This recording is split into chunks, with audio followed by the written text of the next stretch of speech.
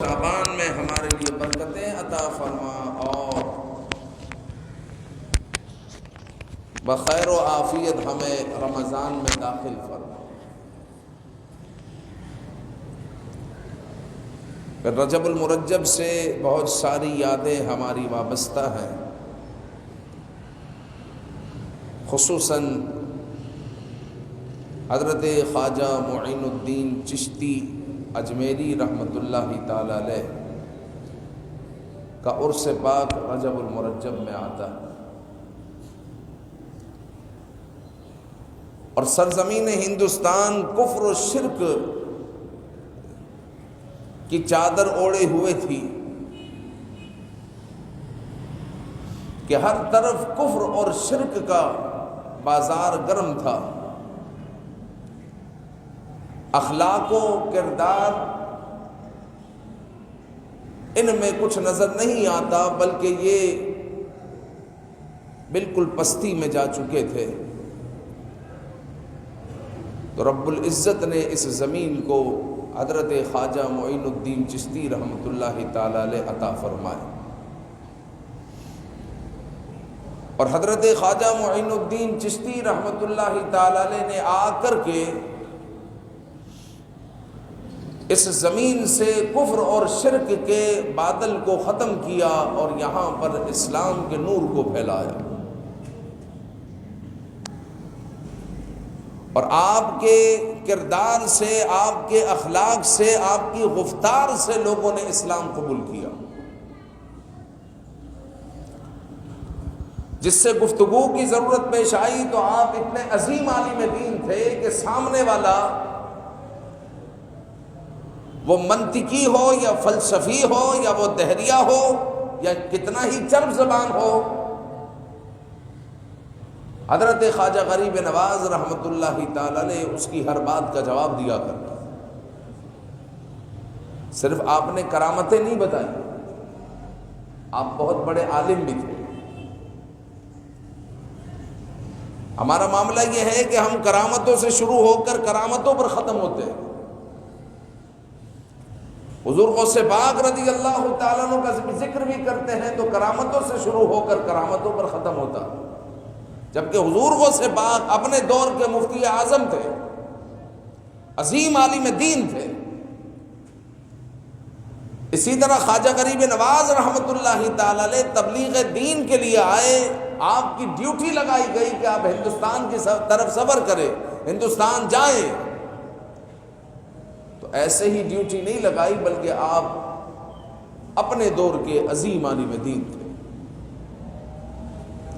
تو آپ کو اگر گفتگو کی ضرورت پیش آئی تو سامنے منطقی ہو، فلسفی ہو، اپنے مذہب کا ماہر ہو، وہ کتنا ہی چرب زبان ہو، تو حضرت خواجہ غریب نواز رحمۃ اللہ تعالی علیہ اسے مطمئن کیا کرتے۔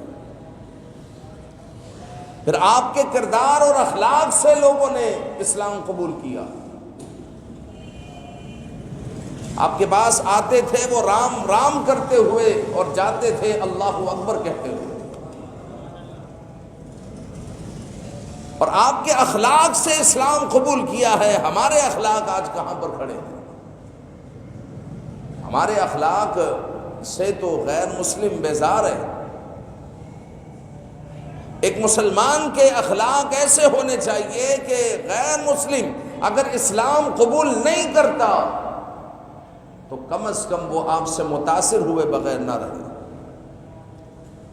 غیر مسلم اگر اسلام قبول نہیں کرتا اور اسلام کے خلاف اگر کسی جگہ پر بات ہو رہی ہے تو وہ آپ کے حق میں یہ کلمہ کہہ سکے، دیکھو جی 5 انگلیاں برابر نہیں ہوتی، تم سے کسی مسلمان کا پالا پڑا ہوگا لیکن میرے سے جس مسلمان کا پالا پڑا ہے وہ تو بہت گڈ لوگ ہیں، بہت اچھے لوگ ہیں، وہ کم از کم یہ کہے۔ اسلام غیر مسلموں کو بھی دھوکہ دینے کی اجازت نہیں دیتا کہ آپ کے پاس کوئی غیر مسلم عیسائی یہودی ہندو آئے کوئی چیز خریدے اور آپ اس سے غلط بیانی کر کر اپنی چیز فروخت کرے، کہ اسلام آپ کو اجازت نہیں دیتا کہ آپ کہیں یہ تو مشرک ہے، یہ تو کافر ہے، یہ عیسائی ہے، یہ یہودی ہے۔ لہٰذا اپنی چیز نکالو، میں مسلمان ہوں لہٰذا میں اس سے فائدہ اٹھا لوں۔ اسلام آپ کو اجازت نہیں دیتا، اب دھوکہ نہیں کر سکتے۔ اس قدر جو ہے اسلام ہمیں دائرے میں رکھتا ہے کہ ہم جو ہے غیر مسلموں کے ساتھ بھی دھوکہ نہیں کر سکتے، فریب نہیں کر سکتے۔ تو خواجہ غریب نواز رحمت اللہ تعالی علیہ کے پاس کئی لوگ ایسے آئے کہ آپ نے ان پر ابھی اسلام پیش نہیں کیا، ابھی ان کو دلائل نہیں دیے، ابھی ان کو توحید و رسالت اور ملائکہ، جنت و دوزخ، آخرت، میزان، پل صراط کے بارے میں ان کو نہیں بتایا، لیکن وہ محض آپ کے اخلاق کو دیکھ کر اسلام قبول انہوں نے کر لیا، آپ کے اخلاق کو دیکھ کر۔ تو ہمارے بھی اخلاق ایسے ہی ہونے چاہیے کہ غیر مسلم ہم سے متاثر ہوں کہ مسلمان ایسے ہوتے ہیں۔ پھر یاد رکھیں کہ خواجہ غریب نواز رحمت اللہ تعالی علیہ نے 90 لاکھ لوگوں کو مسلمان کیا، یہ بہت بڑا مشن تھا۔ ایک ہمارا بھی ایک مشن ہوتا ہے کہ میں گھر بنا لوں، دکانیں کر لوں، یہ کر لوں، وہ کر لوں، اور ہمارا مشن ہوتا ہے ہم تک محدود۔ نماز بھی اگر کسی کو پڑھنے کی توفیق مل گئی تو اس کی بھی کوشش ہوتی ہے ایسی جگہ پر میں کھڑا رہوں کہ امام صاحب کے سلام پھیرنے کے بعد مجھے جانے میں آسانی ہو، لہٰذا ایسی ڈھلان میں مجھے نماز پڑھنی ہے کہ بڑی آسانی سے میں نکل جاؤں۔ کوشش کر کر دیر سے نماز میں جماعت میں شامل ہونا ہے تاکہ پیچھے سے پیچھے سب مجھے ملے اور جناب علی نکلنے میں مجھے آسانی ہو۔ اپنے لیے بھی ہم کچھ نہیں کر سکتے۔ تو یہ تو وہ بزرگ ہستیاں ہیں کہ جنہوں نے ہمارے لیے بہت کچھ کیا، ہم تو اپنے لیے بھی کچھ نہیں کر رہے، اپنی ذات کے لیے بھی کچھ نہیں کر رہے کہ دنیا میں کچھ میں جمع کر لوں کہ آخرت میں مجھے کام آئے، ہم اپنے لیے کچھ نہیں کر رہے۔ تو یہ وہ بزرگ ہستیاں ہیں کہ جنہوں نے ایسا مشن جو ہے اپنے مشن پر کام کیا اور اپنے مشن پر اپنے خلفاء کو ایسا لگایا کہ 45 سال تک آپ نے مسلسل جب اس پر کام کیا تو 45 سال کے بعد جب آپ نے جو ہے اس فانی دنیا سے رخصتی اختیار کی تو 90 لاکھ لوگ جو ہے مسلمان ہو چکے تھے آپ کی تبلیغ سے۔ 90 لاکھ لوگ مسلمان ہو چکے تھے۔ تو یہ خواجہ غریب نواز رحمت اللہ تعالی علیہ کا عظیم کردار اور آپ کا کارنامہ۔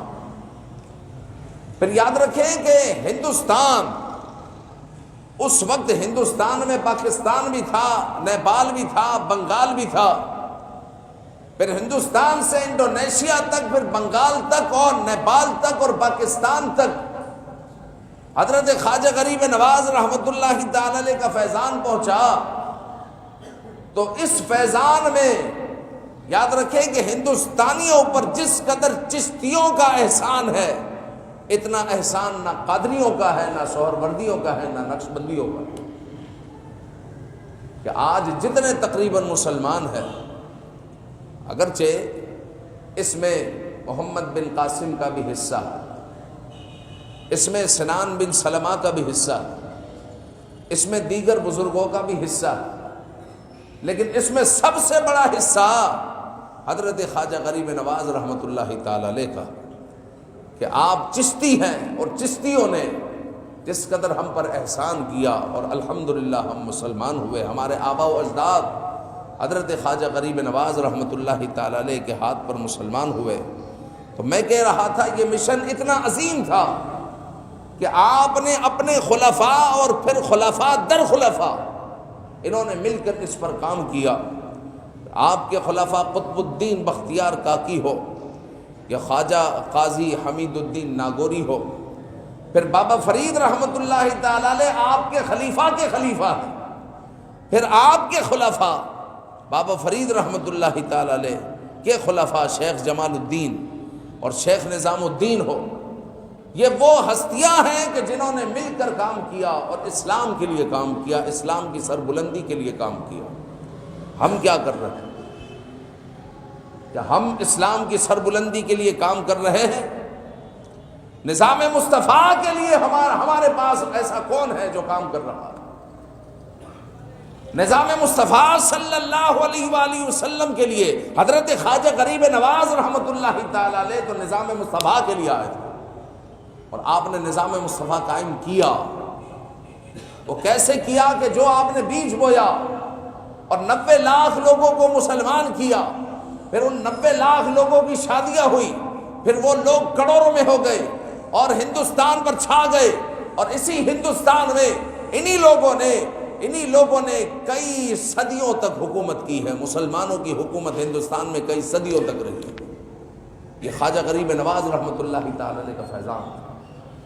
تو آپ آئے نظام مصطفیٰ صلی اللہ علیہ وسلم کے لیے، نظام مصطفیٰ صلی اللہ علیہ وسلم کے لیے آپ نے جد و جہد کی، نظام مصطفیٰ کے لیے جو ہے آپ نے اپنے مشن کو تشکیل دیا، آپ نے جو ہے مشن پر خلفاء کو روانہ کیا، اور الحمدللہ اللہ تعالیٰ نے آپ کو کامیابی عطا فرمائی۔ اور پاکستان تو بنا ہی نظام مصطفیٰ کے لیے ہے۔ یہ بھی خواجہ غریب نواز کا فیضان ہے، یہ داتا علی حجویری کا فیضان ہے۔ پاکستان بننے سے پہلے ہندوستان میں کیا نمازیں نہیں ہوتی تھی؟ کیا وہاں پر روزے نہیں رکھے جاتے تھے؟ کیا وہاں پر امام اور مسجدیں اور قرآن اور تعلیمات قرآن نہیں تھی؟ امام احمد رضا خان کا آپ نام لیتے ہیں تو امام احمد رضا خان علیہ الرحمہ پاکستان بننے سے پہلے، پاکستان بننے کے بعد نہیں ہے، پہلے ہے۔ ہندوستان میں جو ہے بڑے بڑے علماء، بڑی بڑی مسجدیں، بڑے بڑے ادارے موجود تھے۔ تو پاکستان خطہ کیوں بنا؟ اس لیے بنا کہ اس خطے میں نظام مصطفیٰ کو قائم کیا جائے، اس لیے بنا۔ تو ہر مسلمان، ہر پاکستانی کا یہ عزم ہونا چاہیے، یہ مقصد ہونا چاہیے کہ ہمیں نظام مصطفیٰ صلی اللہ علیہ وسلم کے لیے کام کرنا ہے۔ لہذا نظام مصطفیٰ کے لیے جو جد و جہد کر رہے ہیں انہی کو سلیکٹ کرنا چاہیے، انہی کو آگے لانا چاہیے۔ باقی جو سیکولر ہے ان سے پاکستان اور پاکستانیوں کا کوئی تعلق نہیں ہونا چاہیے، کیونکہ ہم نظام مصطفیٰ صلی اللہ علیہ وسلم کے لیے آئے ہیں، اور نظام مصطفیٰ صلی اللہ علیہ وسلم کے لیے ہمارے آباء و اجداد نے قربانیاں دی، ورنہ تو ہندوستان میں ہمارے آباء و اجداد کی جائیدادیں بھی تھیں، وہاں پر نمازیں بھی پڑھتے تھے، وہاں قرآن بھی پڑھتے تھے، سب کرتے تھے۔ تو یہ خطہ پھر بنا ہے تو صرف نظام مصطفیٰ صلی اللہ علیہ وسلم کے لیے بنا ہے۔ تو بہرحال اس پر کلام ہوگا، لیکن آج خواجہ غریب نواز رحمۃ اللہ تعالی علیہ کا ذکر ہم کر رہے ہیں۔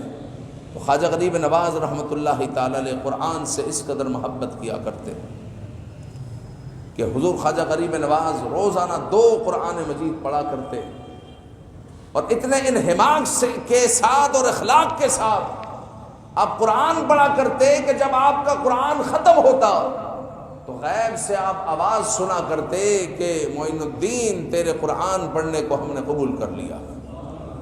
پھر خواجہ غریب نواز رحمۃ اللہ تعالی علیہ خدمت خلق بہت آگے ایسے ہی تو آپ کو غریب نواز نہیں کہا جاتا۔ ایک ہوتا ہے غریب پیسوں کا غریب، ایک ہوتا ہے غریب روحانیت کا غریب۔ تو حضور خواجہ غریب نواز رحمۃ اللہ تعالی علیہ جو روحانیت کا غریب ہو اس کی جولیاں بھی بھرتے ہیں، اور جس کے پیٹ میں بھوک ہو، جس کے پاس مال نہ ہو تو اس کی جولیاں بھی بھرتے ہیں۔ تو اسی لیے آپ کو کہا جاتا ہے غریب نواز رحمۃ اللہ تعالی علیہ۔ تو خدمت خلق میں حضرت خواجہ غریب نواز رحمۃ اللہ تعالی علیہ بہت پیش تھے۔ جس طرح آج کل کے بہت سارے پیر ایسے ہیں کہ جو مریدوں سے بٹورتے ہیں، مریدوں سے لیتے ہیں، لیکن خواجہ غریب نواز رحمۃ اللہ تعالی علیہ وہ پیر تھے جو مریدوں کو دیتے تھے، جو مریدوں کو عطا کرتے تھے۔ پھر سیدی خواجہ غریب نواز رحمۃ اللہ تعالی علیہ کی تعلیمات کو اگر آپ لے لیں تو سیدی خواجہ غریب نواز رحمۃ اللہ تعالی علیہ فرماتے ہیں کہ نماز تمام مقامات سے بڑھ کر مقام ہے، نماز حق تعالی سے ملاقات کا ایک وسیلہ ہے۔ حضرت خواجہ غریب نواز رحمۃ اللہ تعالی علیہ کی یہ تعلیمات کا حصہ نہیں ہے کہ پوری رات قوالیاں کی جائے اور جناب عالی نمازوں کا پتہ ہی نہ ہو، پوری رات نعت خوانیاں کی جائے اور خوب خواجہ غریب نواز کی منقبتیں پڑھی جائے اور جناب عالی یا خواجہ یا خواجہ یا خواجہ وہ کرتا رہے، نمازوں کا اسے خبر ہی نہ ہو۔ حضور خواجہ غریب نواز رحمۃ اللہ تعالی علیہ کی یہ تعلیمات نہیں ہے۔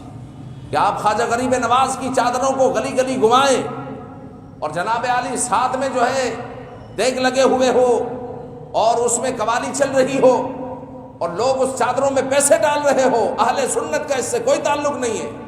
ہمارے ساتھ ان چیزوں کو نہ جوڑا جائے کہ اگر کسی مزار پر کوئی بے حرمتی ہو رہی ہے، غلط کام ہو رہے ہیں، غیر شرعی کام ہو رہے ہیں یا اس طریقے کے معاملات ہو رہے ہیں جس کا شریعت سے تعلق نہیں، تو اس کا اہل سنت سے بھی کوئی تعلق نہیں۔ عرس کا معنی یہ تھا کہ جو صاحب مزار ہے ان کے مزار پر جمع ہوتے یا پھر کسی اور مقام پر آپ جمع ہوتے، جس طرح اس وقت ہم خواجہ غریب نواز کا عرس کر رہے ہیں، یہ بھی عرس ہے، آپ کا ذکر ہو رہا، اور میں بتا رہا ہوں کہ حضور خواجہ غریب نواز نے فرمایا کہ نماز جو ہے یہ رب ذوالجلال سے ملاقات کا ایک سبب ہے۔ حضور نے فرمایا الصلاۃ معراج المومنین، یہ تعلیمات ہے آپ کی۔ عرس کا معنی یہ تھا، عرس کا معنی یہ تھا کہ جو صاحب مزار ہے ان کی تعلیمات کو عام کیا جائے تاکہ لوگ اس پر عمل کریں۔ لیکن لوگوں نے عرس کا معنی یہ بنا لیا کہ میلہ لگا ہوا ہے، جھولے لگتے ہیں۔ پنجاب میں آپ چلے جائیں تو عرسوں میں جھولے لگ رہے ہیں اور جناب عالی بازار لگ رہے ہیں اور جوا خانے کھلے ہوئے ہیں، جوئے لوگ کھیل رہے ہیں۔ تو اس کا کوئی تعلق نہیں ہے، نہ اسلام سے نہ اہل سنت سے، ہمارے ساتھ نہ جوڑے۔ اگر اس میں سدھار چاہتے ہیں تو اس محکمے کو، پورے محکمے کو، اوقاف کے محکمے کو مکمل طور پر اہل سنت کے حوالے کیا جائے، پھر ہم آپ کو بتائیں گے کہ مزارات کا نظام کس طرح چلایا جاتا ہے۔ اصل میں نظام کسی اور کے پاس ہے، الزام کسی اور پر لگتے ہیں۔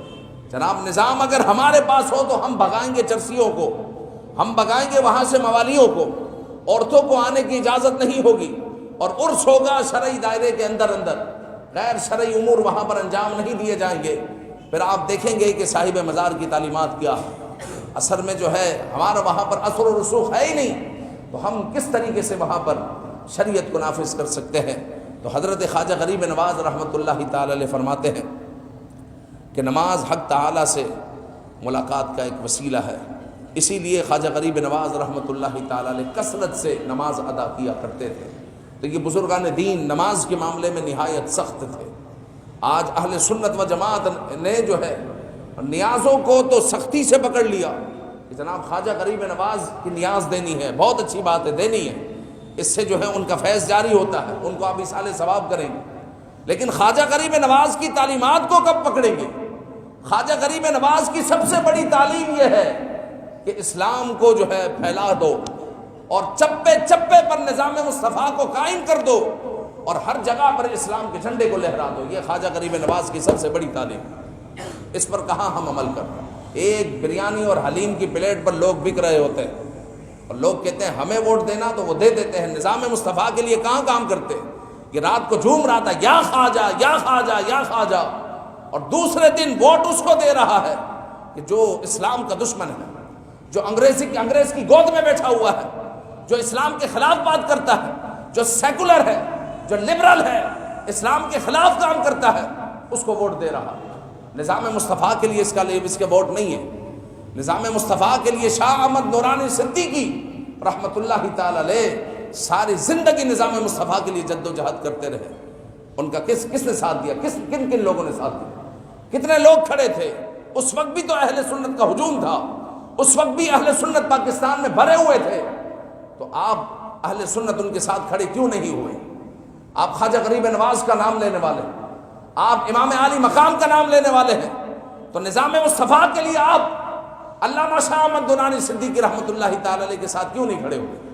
کیوں نہیں کھڑے ہوئے؟ کیوں حلیم کی پلیٹ اور بریانی کی پلیٹ اور کسی کی چپڑی باتوں میں آپ آ گئے اور کسی اور کے ساتھ کھڑے ہوئے؟ کیوں؟ مطلب یہ ہے کہ صرف خواجہ کی نیازیں کھانی ہے اور امام عالی مقام کی نیازیں کھانی ہے، ان کی تعلیمات پر کوئی عمل نہیں کرنا۔ امام عالی مقام کو آپ دیکھیں، اگر آپ نے مدینہ سے مکہ کا اور پھر مکہ سے کوفہ کا سفر کیا، نظام مصطفیٰ کے لیے آپ نے سفر کیا کہ نانا کا دین قائم ہو جائے، نانا کے دین میں بگاڑ پیدا نہ ہو، نظام مصطفیٰ صلی اللہ علیہ وسلم کے لیے کام کرنا، تو نظام مصطفیٰ کے لیے جد و جہد کرنی ہوگی۔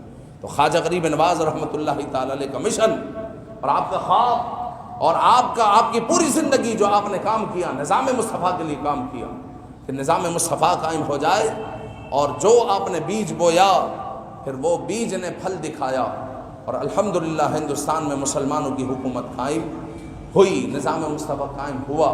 لیکن پھر جو ہے جب جو ہے اسلام کی رسی کو کوئی چھوڑ دیتا ہے، شریعت کی رسی کو کوئی چھوڑ دیتا ہے، تو پھر جو ہے اسلام بھی ان کو چھوڑ دیتا ہے، پھر جو ہے وہ تباہی کا شکار ہو جاتے ہیں۔ پھر یہ چھوڑتے رہے، بادشاہت آتی گئی، اور جناب عالی یہ نفسانی خواہشات کے پیچھے چلتے رہے۔ پھر ہوا یہ کہ اسلام نے بھی پھر ان کو چھوڑ دیا اور یہ رسوا ہو گئے، اور آج جس ہندوستان میں مسلمانوں کی حکومت تھی وہاں پر ہندوؤں کی حکومت ہے۔ تو یہ ہوا تو بہرحال جو ہے اللہ رب العزت ہمیں خواجہ غریب نواز رحمۃ اللہ تعالی علیہ کی تعلیمات پر چلنے کی توفیق عطا فرمائے۔ ابھی آپ کی تعلیمات بیان کرنا باقی تھی اور بہت کچھ رہ گیا۔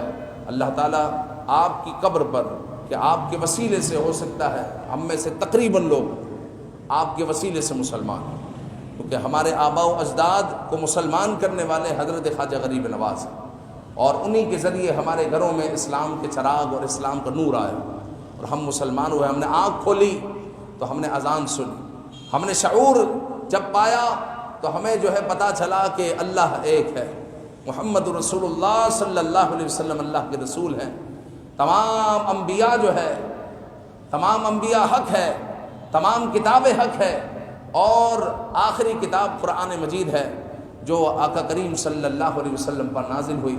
یہ ہمیں بتایا گیا اور ہمیں گھر میں اسلام ملا، تو یہ حضور خواجہ غریب نواز رحمۃ اللہ تعالی علیہ کا فیضان اور احسان ہے، آپ کا احسان ہے۔ لہٰذا ہمارا یہ فرض بنتا ہے اور ہم پر قرض بھی ہے کہ ہم ایک تو نظام مصطفیٰ کے لیے قائم کام کریں، دوسری بات خواجہ غریب نواز رحمۃ اللہ تعالی علیہ کی تعلیمات پر عمل کریں، تیسری بات یہ کہ خواجہ غریب نواز رحمۃ اللہ تعالی علیہ کے لیے خوب ایصال ثواب کریں۔ ہو سکے تو نماز کے بعد 2 رکعت نوافل ادا کر لیے جائے اور خواجہ غریب نواز کو آپ ایصال ثواب کر لیں، اور یہ بھی ہو سکتا ہے کہ کم از کم 3 مرتبہ سورہ اخلاص پڑھ لیں گے تو ایک قرآن مجید کا ثواب مل جائے گا۔ پھر خواجہ غریب نواز رحمۃ اللہ تعالی علیہ کو ایصال کریں۔ اللہ تعالیٰ آپ کی قبر انور پر کروڑ رحمتوں کا نزول فرمائے، آمین بجاہ النبی الامین صلی اللہ علیہ وسلم۔